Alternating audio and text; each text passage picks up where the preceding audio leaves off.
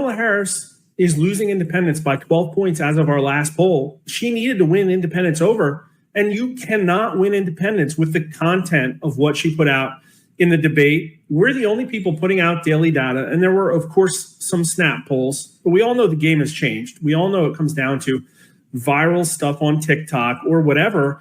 And now we have 4 nightly data points out. And the answer is, like, I don't know. It kind of looks the same. I will say the data has been a little bit more volatile over the last couple of days, but everybody looking at these daily data points knows that there's a plus or minus 5% margin of error on the individual ones. Now, the dotted line here is the 5-period moving average. That's much more like a real poll with a 2-point margin of error. And, you know, we had Trump tied, Trump +6, Trump -6, Trump +6. But you know what? The average still looks like a Trump +2 race with maybe that one outlier in there. And that's exactly where we thought it was going to be and where it's stabilized at.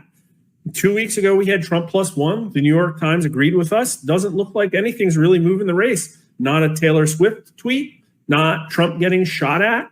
I think it's all baked in. And so, again, you could say, oh, well, we want to see a bigger lead for Trump. Trump +2 is bigger than he's ever done ever in all of our polling at this point in the election cycle.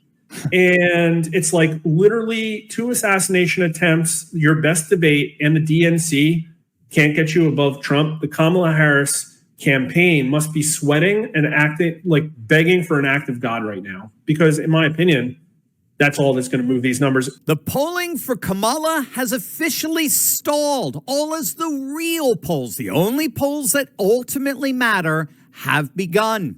Early voting is underway. And let's just say that if the Kamala campaign hasn't been panicking as of yet, they sure are panicking now. Wow, wow, wow, folks. If those numbers don't get your heart a-pumping, take a look at this. This is in Flint, Michigan. Now, I know they say rally sizes, they don't matter and you can think whatever you want.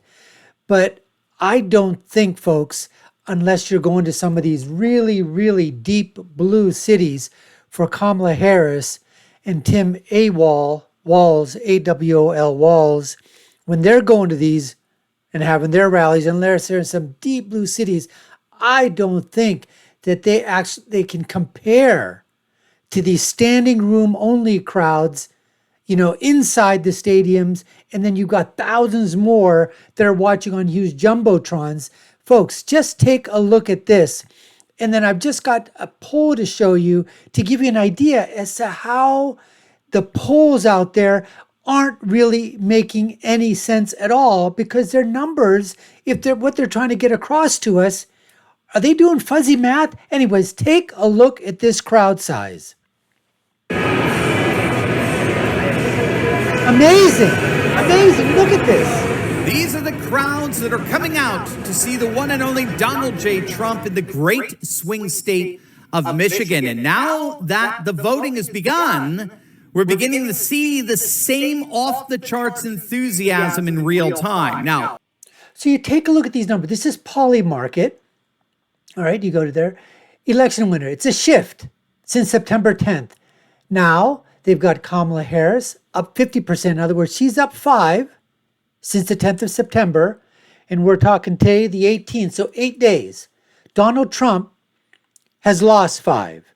So in other words, the betting market, the money right now, according to the Polymarkets and the betting markets, is that Harris, put your money on Harris if you think she's going to win. However, here's a swing state's chance of winning. Now, if you understand the electoral math, you have to understand that all Donald Trump, his best path is all he has to do, win Pennsylvania, win North Carolina, win Georgia. I don't think North Carolina is a swing state, but if you take a look at my other videos where I talk about other swing states, I think with North Carolina, they just put that in there so it can be a talking point for the political pundits and the inside the beltway, idiots and the pollsters. There's no way I think that if Barack Obama couldn't swing this twice, and neither could Biden, I just don't see how Kamala Harris is, especially with the dwindling numbers of black voters and the increased numbers of Republicans in North Carolina. Be that as that may, he's got Wisconsin going to Harris, Polymarket, 60%. Okay, fine. Michigan, fine, 60%. But I think he forgot to put the red dot here. They've got Pennsylvania up 51-40. So unless this data is wrong or something, or somebody just forgot to color code this, he's saying, or Polymarket is saying, Pennsylvania, Trump's up 51-49. Nevada, Harris, 51-49. Okay. Georgia, he's up by 16 points in Georgia. In North Carolina, up by 14 points, in alignment with what I'm talking about. He also is up in Arizona. Okay, folks? 29 points. So, in other words, not only is he up in North Carolina, check mark. Not only is he up in Georgia, check mark. Not only is he up in Pennsylvania, game over, 270. But he's given him Arizona as well. Yet, the poly market people are saying Kamala Harris in the betting market, she's at 50%. Donald Trump is at 48%. So I don't understand the math on that right now. Somebody could explain to me, put it down in the comments what you think, but that just doesn't make any sense to me at all. Let's get back and see what Dr. Steve Turley, another huge conservative within the Republican Party, a huge Trump supporter. Let's see what he's going to give us some information on the state of the numbers in terms of the registered voters that have already registered, and what's happening with some early voting. Watch Dr. Steve break down these numbers, folks. You're not going to want to miss this. To get here with these early voting tallies that we're going to go over. Obviously, these are, in the end, they are the only polls that ultimately matter. All the opinion polls in the world can't come close to comparing with a single election. This is why the legacy media isn't telling you about this. And so I true. say that fully acknowledging, by the way, that Trump is polling better than he ever has, either in 2016 or 2020. And the Democrats have never polled weaker against Trump ever than they are right now. But that said, opinion polls are, of course, suggestive, whereas elections are decisive.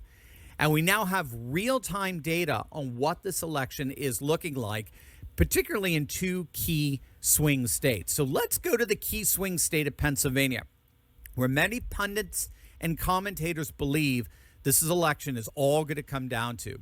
We got two dynamics operative here in terms of real-time data: voter registration trends and early vote by mail numbers. So those are the two dynamics that we can zero in on. They're, in point of fact, the only real-time indicators that we have for how this election is actually playing out as we speak. In terms of voter registration numbers, which gives us a sense of the dynamics of the race, who is about to come out. So let's take a look at this right now. So if you take a look at these numbers, here they are. Democrats, 9,023. Republicans, 13,741. Independents. You add that up there. You've increased 19,400. Democrats have increased as well. But in the 2 weeks, where it said the 42,000 voters were added, nearly 50% are Republican, 30% Dems. You go back to 2020 numbers, 117,000 new voters were added. That is a stark drop, folks, a stark drop. 80,000 fewer voter registrations. So registrations were down for both, but in the registrants that did come out to register, 50% of those numbers,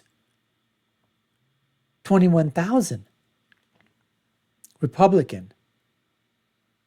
So, folks, across the board in battleground states and even in other areas of the country, Republican numbers in terms of voter registration are up. Democrat voter registrations are down. for the most part. Let's continue. To vote, who is actively registering to vote. Republicans in Pennsylvania are absolutely crushing it. In the last 2 weeks, 42,000 voters were added to Pennsylvania's roster. And get this, 1 out of every 2 were Republican. 46% registered Republican, whereas 29% were Democrat. That's the registration stats thus far for the whole of September. Take a look at Bucks County. This is a suburb of Philly. I used to live there. In 2020, Bucks County was a blue county. It was plus 15,000 Democrat. Today, Bucks County is nearly plus 2,000 Republican.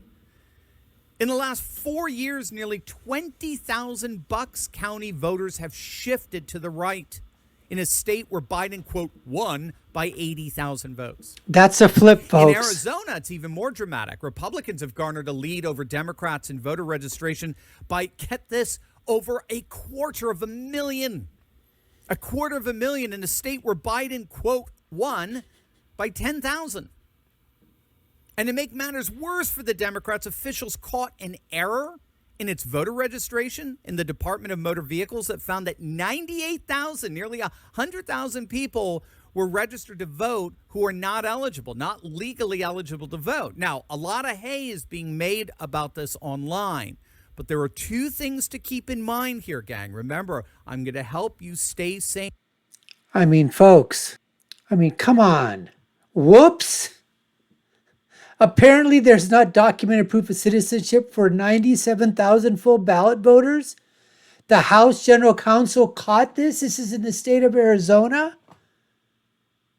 Eligibility of these voters. That's what we're saying, folks. The Democrats are saying illegals don't vote. Are you effing kidding me? They vote all the time. Not in the tens, not in the teens, not in the hundreds, not in the thousands, but in the hundreds of thousands, all across the United States of America. Illegals vote. They've been voting for a long, long, long time. And that's the fact, Jack. That's the absolute truth.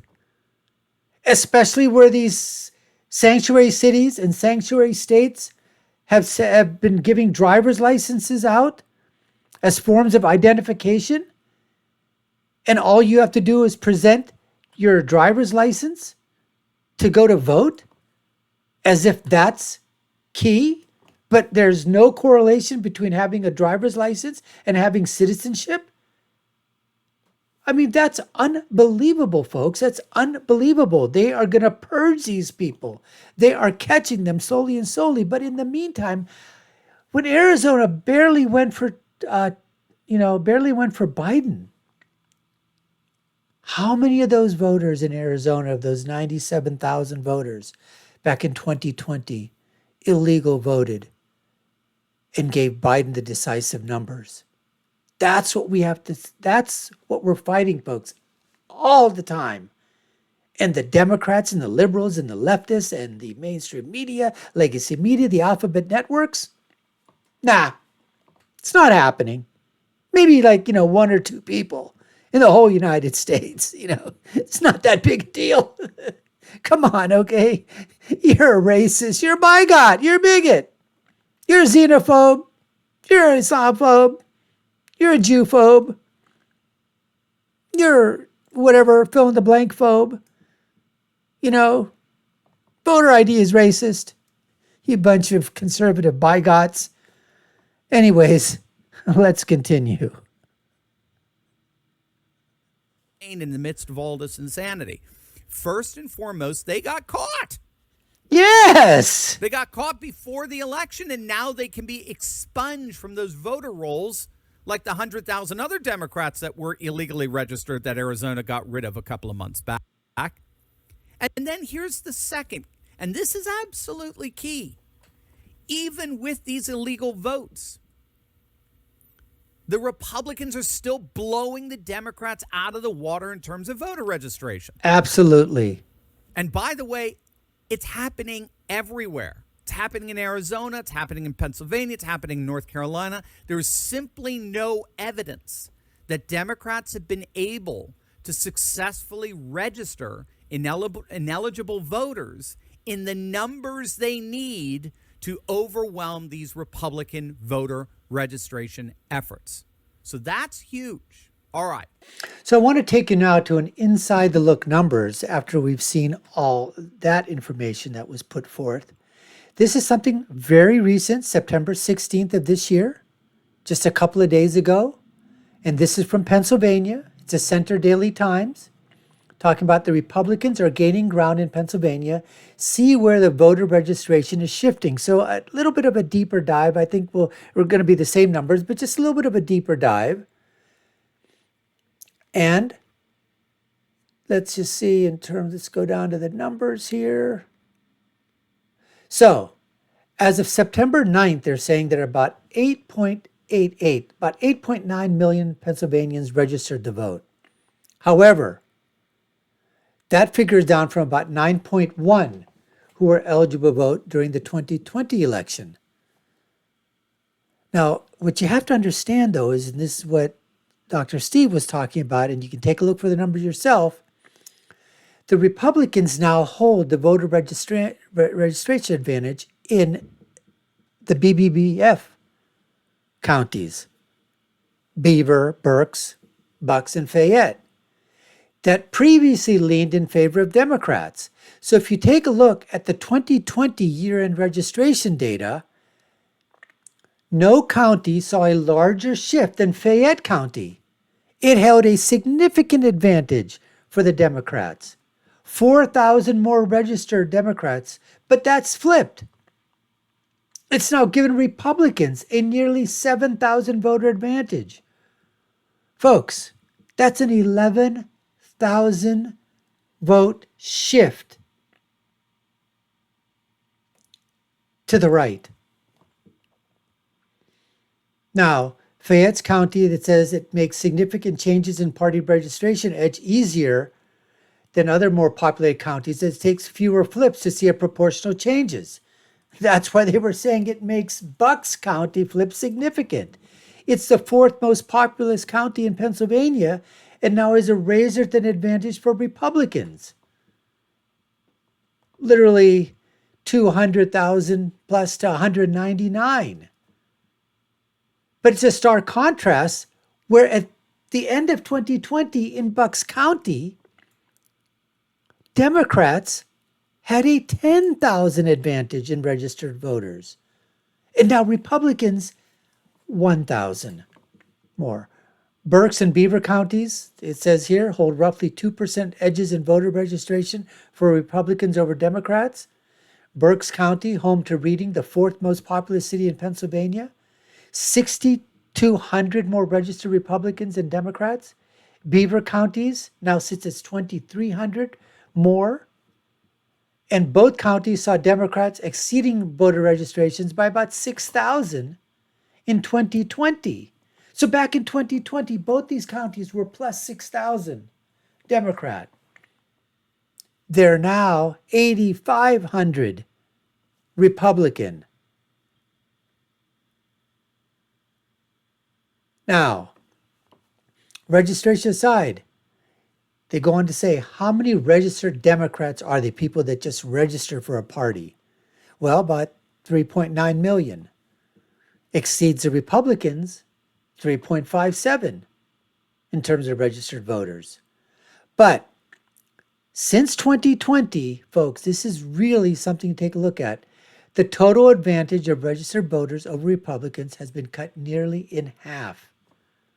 And I think this number is even less than that, because there was something recent on CNN with Harry Enton talking about that number is literally down to about 150,000 advantage now for the Democrats. Because over here, it's basically saying 666,000 by the end of 2020, but that advantage is down to 350,000, let's say.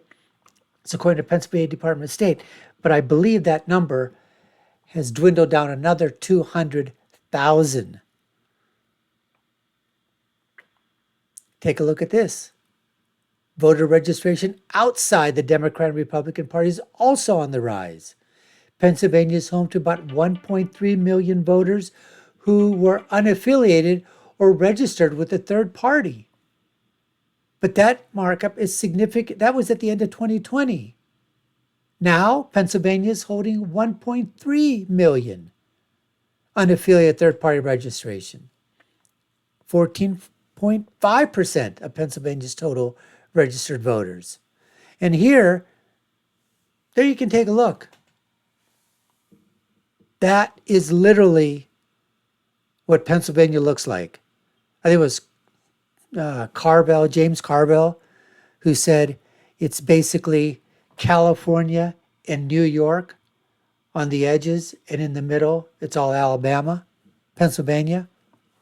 Pretty much that's what that's like, folks. Anyways, we appreciate you taking that time to watch.